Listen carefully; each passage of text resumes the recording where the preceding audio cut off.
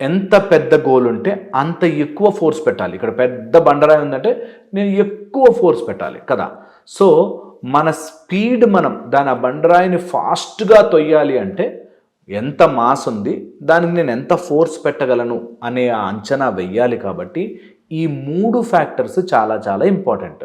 Acceleration are స్పీడ్గా ఆ రాయిని మనం తొయ్యాలి అంటే ఇక్కడి నుంచి అక్కడికి రాయిని తోస్తే నా సక్సెస్ వస్తుంది, అది నా గోల్ అని అనుకుంటే ఆ రాయిని తోయడానికి కావాల్సిన ఫోర్స్, అది ఎంత బరువు ఉంది అనే ఒక అంచనా మనకు ఉండాలి కదా.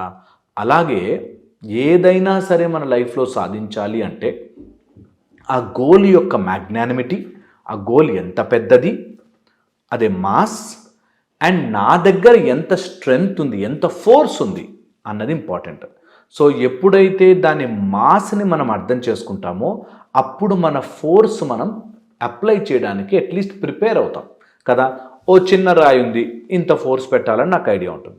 ఒక పెద్ద రాయి ఉంది, నాతో కాదరా, నేను ఏదో ఏ ట్రాక్టర్నో దేన్నో పిలిపించాలి అని తెలుస్తుంది. అలాగా మనం ఏదైనా గోల్ పెట్టుకుంటే ఆ గోల్ ఎంత పెద్దది, దానికి నేను ఏం చెయ్యాలి అన్నది ఆలోచనలోకి రావాలి.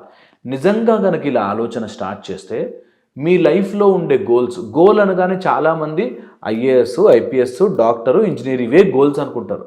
అమెరికాకి వెళ్ళడమే గోల్ అనుకుంటారు.